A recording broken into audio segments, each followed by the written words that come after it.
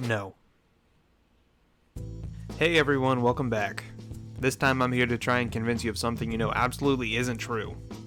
You probably either clicked this video because the title sounded so stupid you had to see what the fuck I'm talking about, or you might actually be a little intrigued and quickly understood why someone would make a video like this. I often get into arguments defending points I don't quite align myself with for the sake of the game. Yes, it's annoying to people that aren't in on it, but that's why I'm in my soapbox right now, letting you know the rules of the game before we play. I like to compare things I see. It reminds me of the beauty and the commonality of things we have in the world around us. So to challenge myself, I wanted to see how well I could do in convincing the both of us that something is indeed not what it really is. Maybe we can both flip outside our brains for a bit and really see that beauty I was talking about. Let's begin with what a card is. Everyone should really know what a card is.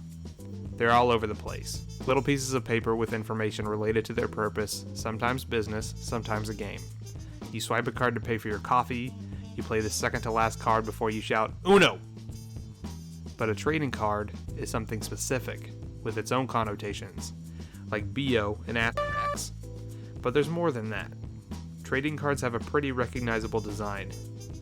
Some brand-specific artwork on the back, a fancy picture to show you the thing the card is named after, and a short description of what it is or does. This is the first important comparison I will be referring back to. A trading card has brand-specific design, a picture, and a description. The second thing is one level deeper, and that is, what does the card represent? For the sake of the comparison, let's bring up Polymerization, a spell card in Yu-Gi-Oh! The card reads, summon one fusion monster from your extra deck, using monsters from your hand or field as fusion material. If you have the available materials, you have the choice of using the Polymerization card to perform a special action someone without the card is unable to use. You could say the same about almost every card. Dark Magician gives you the opportunity to play Dark Magician.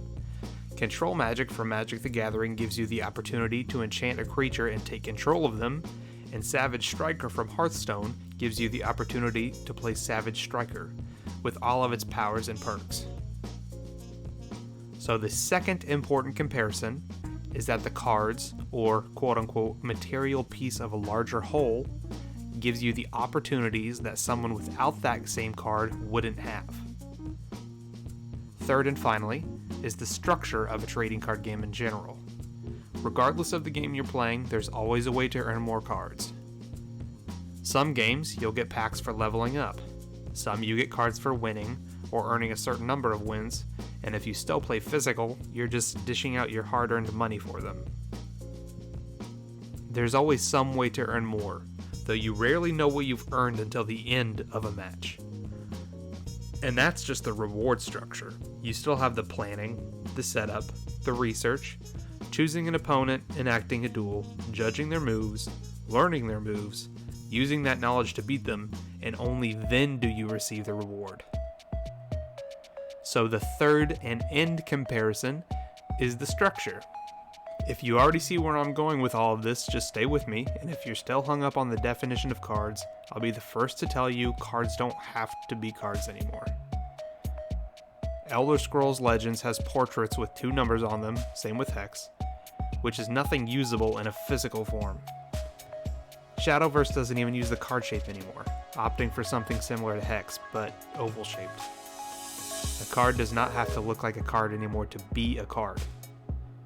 Now, with all of that said, if Monster Hunter is a card game, then what are the cards? Is it the equipment? The materials?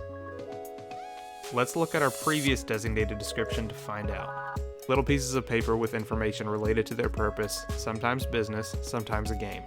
Now, a minute ago, we figured out a card doesn't actually need all those things to be a card. But fortunately, after you take apart your preconception, put them back together again.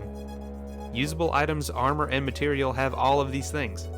Monster Hunter has a cute little design style that's a great mix between prehistoria and graphic design, seen nowhere else other than the Monster Hunter series. That's our brand-specific design. All items and equipment have symbols that let you know easily what it is and what you can expect from it. That's our picture. And of course, you'll always find a description of what the thing does, otherwise how could you use it? So in conclusion of point 1, all of the above are our cards. Everything I've mentioned has some place in the Monster Hunter deck, whether it's a setup, a fusion, a trap, or some situation dependent item.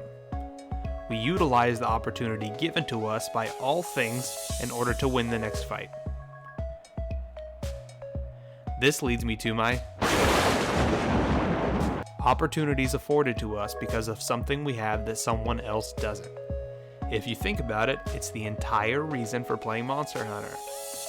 The game is notoriously grindy, and as such, it must afford you a reason to chase said grind.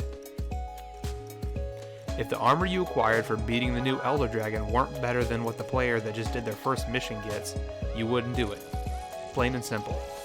You're preparing and executing that difficult fight not only for the fashion, which is pretty sick to be honest, but also for the opportunities it provides that aren't provided to the new player.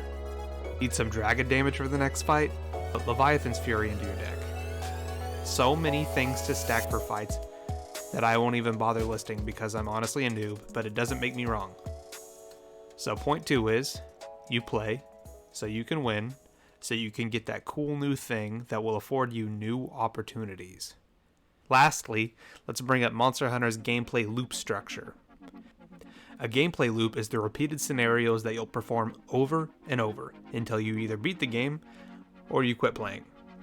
It's the bread and butter of a grind fest.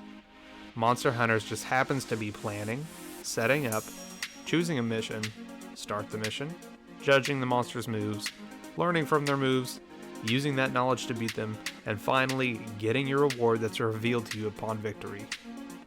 If that sounds familiar, it's because that's the exact loop of every trading card game.